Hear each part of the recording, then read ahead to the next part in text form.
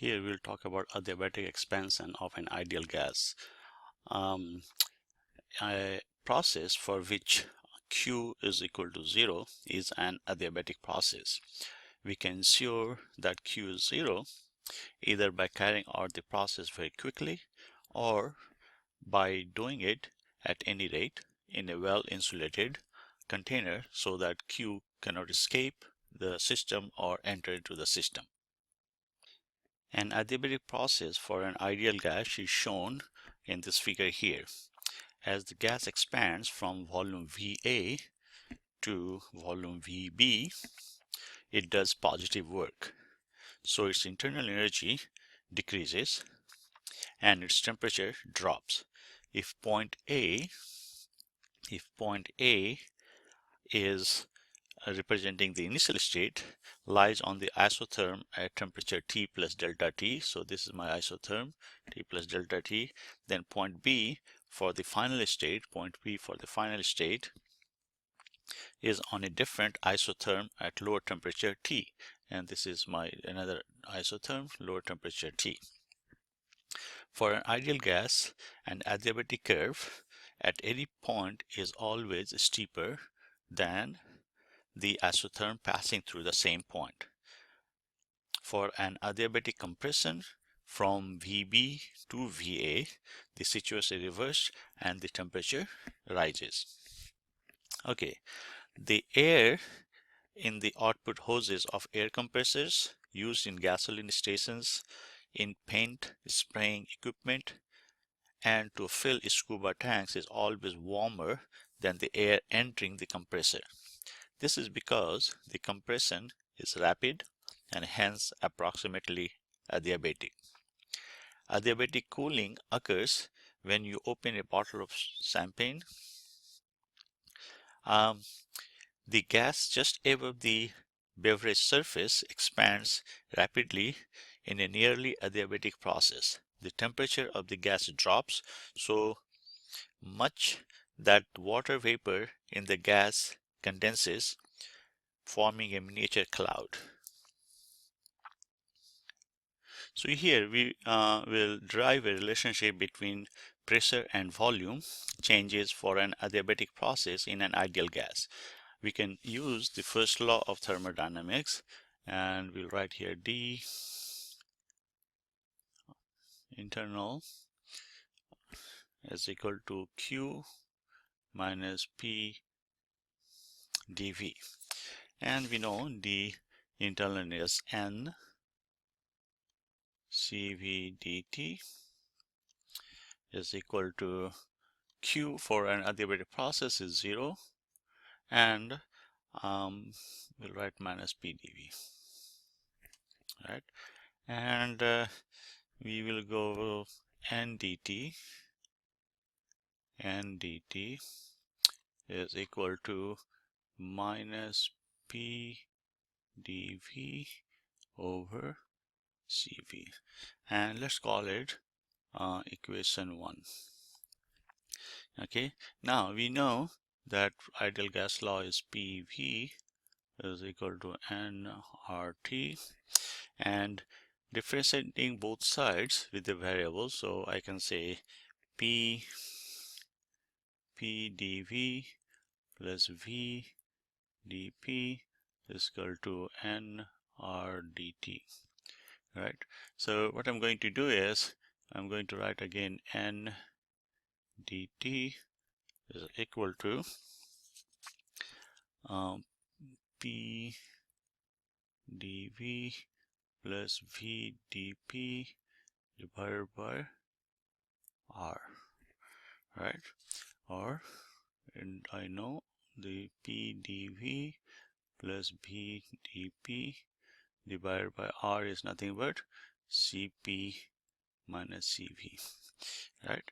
So if I equate this with that, we can write it, or let's call it equation 2, and I'm equating 1 and 2, right? So we can write it this P dV plus V dP divided by Cp minus Cv must be equal to negative P dV Cv, right? And cross multiply both sides and solve. There we can get dP over P is equal to minus Cp over Cv dV over V, right? Or you can get Cp over Cv is gamma, we know. So this one will give us dP over P plus gamma dV over V. And this is gamma is equal to 0, right? Then we can take integration on both sides. Then we'll get log of P plus log of, so gamma is a constant, so gamma comes out, log of V is equal to a constant. So this is by integration both sides there. Or we can go, so we saw log of P plus gamma log of V is a constant, so we can write P V to the gamma log is a constant, right? Constant, and we can take anti-log of both sides. That we're taking anti-log will give you Pacer volume to the power gamma is equal to a constant, right? So this is relationship between pressure and volume in for an ideal gas in an adiabatic expansion. We can also write another expression here in terms of T and V. So we know P V is equal to nRT. This is ideal gas law, and from here I can write it P V V to the power gamma minus 1 is equal to a constant, right? So if I PV I introduce here, and RT V to the power gamma minus 1 is constant, right? So N is fixed for a given amount of gas, R is fixed, so I can say T V gamma minus 1 is equal to a constant. Not necessarily the same constant, but it's constant, right? And this is again a temperature and volume relationship in during an adiabatic expansion, right? One more thing we want to talk here, the Q is equal to delta E internal plus W, right? So W is negative delta E internal, right? Because Q is 0 for a adiabatic process. Then we can say this is equal to negative NCV dt, right? And we can calculate, so let's take it out, negative CV and N dt. So we can use N dt from PV and RT. So let me write it down here. So I say negative CV, and how much is N dt? So we know PV, that one, ideal gas law, PV is equal to nRT. So if I take N dt, if I take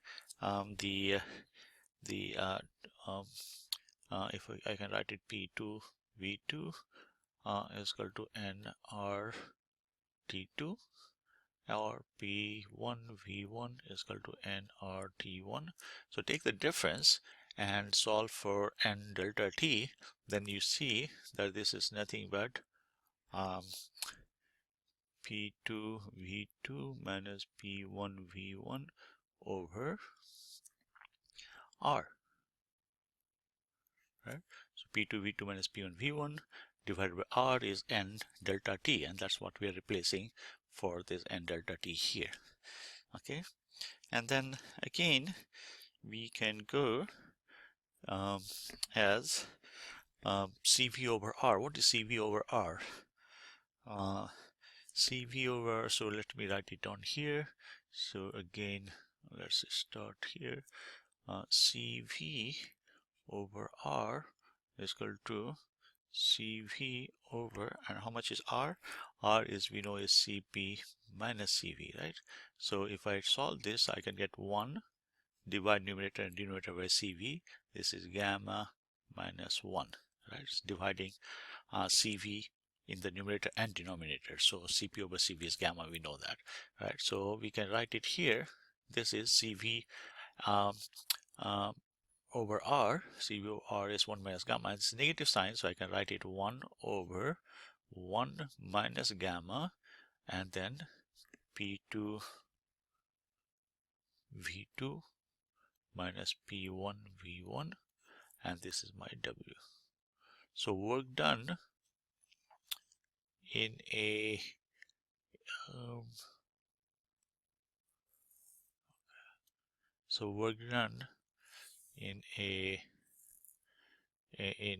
adiabatic expansion is given by this relationship.